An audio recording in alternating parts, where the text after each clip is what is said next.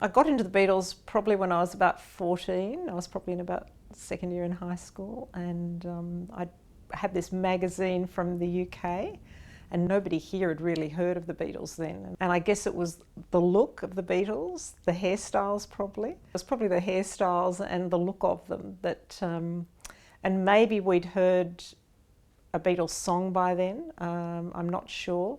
But it was probably about a year before they came to Australia.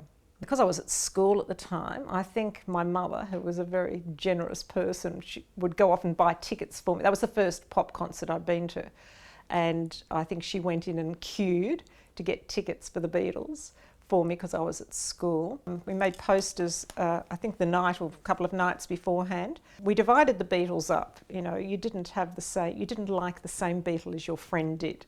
So my Beatles were Ringo and George, and her Beatles were John and Paul. And my sign said Ringo, how about a ring, and my phone number underneath it. And George was, I had Misery George till there was you. And hers said, happy birthday Paul, P.S. I love you. And hey John, ain't you sweet. I knew all the girls liked Paul, so I think I made a decision Paul was not going to be mine, I'd go for Ringo. So yes, we divided them up so that we weren't trespassing on each other's potential partners or pop stars we liked, yes. The Beatles arrived on a very wet, cold Thursday, and I think it was the 11th of June. It's still sort of, when Thursday the 11th of June ever happened, so I remember that was B-Day. And we got up very early, and that was quite unusual for TV to be on at that time of the day. And the Beatles, I think, were delayed, and I've written about it in my diary. I was up at 5:45 on this wet, cold day as the Beatles arrived at 6:30 a.m. We watched Channel 7, which was on the air at 6 o'clock, bringing us a direct telecast from Mascot. So this was obviously something unusual. It was announced that the Beatles plane had been delayed an hour, so for 1.5 hours we watched the fans out at Mascot as they played Beatles music. It was teeming with rain, and all the kids were soaked through as they had been there all night, 2,000 fans. At 7:30 the plane touched down and the spray shot up about 10 feet. They got out with huge TAA umbrellas, black. The Beatles were now in Australia, exclamation mark, exclamation mark. They then got on the back of an open truck, which drove around in front of all the fans. George lost his umbrella in the wind and had to get under with one of the others. They had gorgeous, huge black capes draped over their shoulders. The Beatles, after a round of the tarmac, left in a car, soaking wet, for the hotel, which was the Sheraton in Macleay Street, King's Cross. I suggested to Penny that Dad drove us out to the hotel that night. Dad wasn't too keen, but after great persuasion, he said he would. So I rang Penny, but unfortunately she wasn't allowed to go, as her mother said it was too wet and cold. I didn't know whether to go or not, and I decided that I wouldn't lose anything to go. So we all, including the dog, piled into the car at about 7:45. As we neared King's Cross, I began to get terribly nervous. And as we started down Macleay Street, we could see the crowds across the road looking up to the balcony of their penthouse. At last we found a parking place and we walked back to the hotel. There were about 300 fans there, all standing across the road outside the Chevron Hilton so that they could see their room. I got a wonderful feeling of being right there at the right moment, as it was the first day in Australia and only the couple of thousand kids at the airport had seen them. The kids were singing, "We love you Beatles, oh yes we do," and everyone was calling for his favourite Beatle. At that time, John appeared at the door and was greeted with, well, a great terrific deafening noise. He was followed by Paul and George onto the balcony. Everyone started waving and continued to scream. John looked as though he had just got up out of bed. He probably had. He had on the reddish-pink shirt that you often see them wearing, half tucked in and half hanging out. Paul had a suit on and George had pants and a white shirt on. Paul began to shake the railing and the others joined in. They often looked straight across from their balcony at the people at the Chevron who were sitting at their windows having their dinner. The Beatles waved across at them and then waved at the fans below. They didn't speak to each other except when shaking the railing. Paul walked to the railing and began to shake it, and the others all joined in again. They waved for about 4 minutes and then they went back in with a final wave.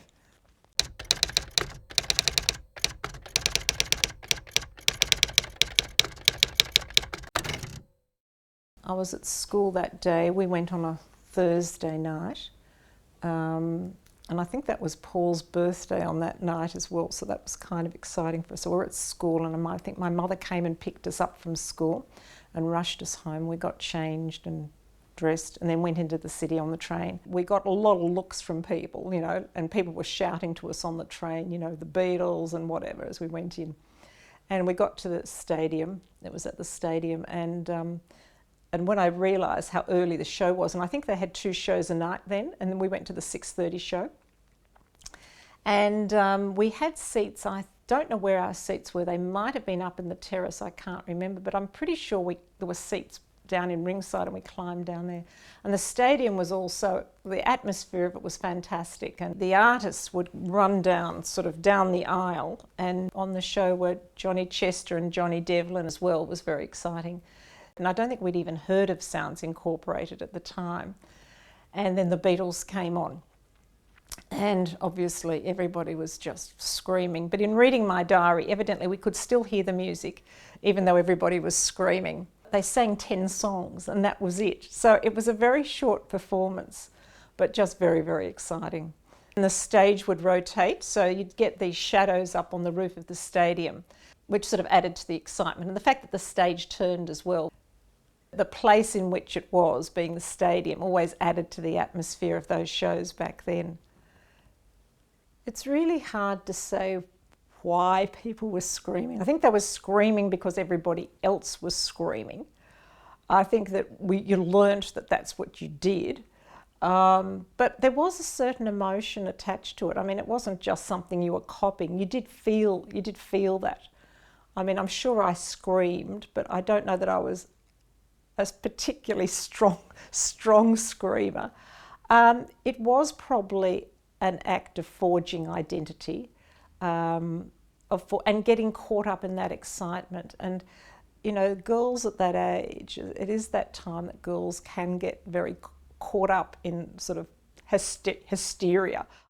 My father was very good-natured, and I persuaded him to take me out to the airport to see the Beatles go. And there were many more fans seeing them depart than there were at their arrival. And everyone was crying. All the girls were crying. And even long after they'd left, they were still in the terminal crying. And so the Beatles were farewelled and they went off. And as we were leaving the airport, I noticed there was a crowd gathered around one of the gangways, because in those days you walked across the tarmac and up the gangway. And anyway, the fellow there from the airport said that it was the gangway from their flight. So he was taking off this sign, this teal sign from the side of the gangway and tearing up bits to give to the fans. So I was very fortunate to get a piece of this signage from their actual plane. So we were souveniring anything we could find.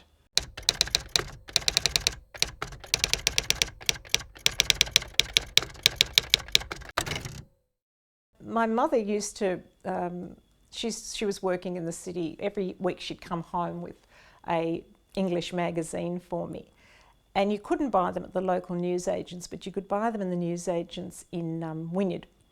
And she'd bring home Jackie magazine. There were some others as well.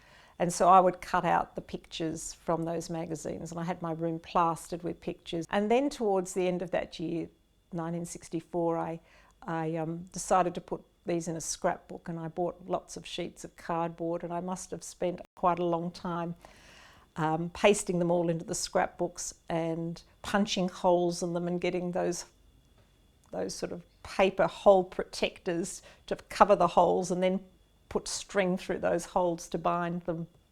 Well, I probably had to decide, I had too many pictures and magazines, and I probably had to put them somewhere, and I guess I was just selecting my favourite stars of the time. So it wasn't just anybody that went into the scrapbook. I was very selective in who went into that. And I probably did it for my own sake and own memories, as I guess any scrapbook is. I was actually looking at research that had been done on Jackie magazine. Social sciences have actually analysed that magazine and looked at the messages that were in that. There was very much a whole message there about female-male relationships and romances. So that was all they were part of the stories there, as well as all the pop stars of the time. I definitely took my fashion cues from those magazines, and in those days we did our own sewing. We sewed our own clothes. So yes, I would make the clothes that I saw in those magazines. And there were only a small group of us who were Beatles fans and were liked sort of the Liverpool British sound. A lot of the girls were very much American, still liking the American music, sort of the Gene Pitney style music and sort of 17 magazine style, as opposed to the Jackie or Fabulous magazines of Britain. We weren't really aware of groupies, I don't think, what became termed as groupies.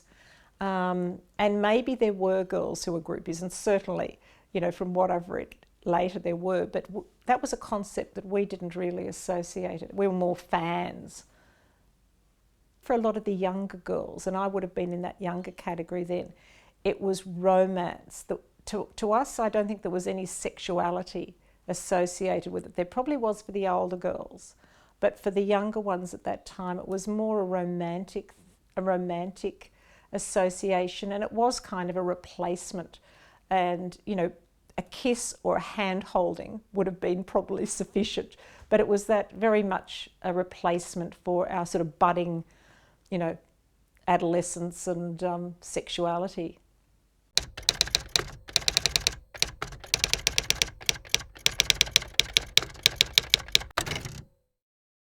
I lived in England for many years, and I go back very regularly, and a couple of years ago I went to a conference in Liverpool, and that was especially exciting. I had a lot of time to spend then, explored a lot of Liverpool, and now the Beatles have become very sort of commercialised, commodified. Some of the sites there, the Beatles sites, are just so commercial now. It lost any meaning, but there were still plenty of sites there that sort of stirred my heart and brought a certain excitement to go back to see where they lived and where places, events had happened.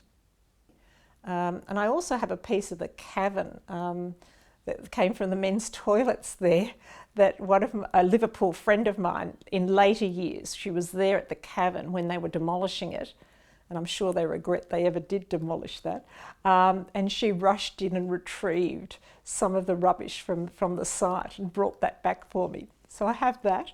I don't particularly listen to the Beatles much anymore. The songs that I would like of the Beatles are probably the ones that you don't hear. Some of the songs you hear so many times over, but it's more the lesser known ones that I'd probably still enjoy listening to. I don't play Beatles music anymore.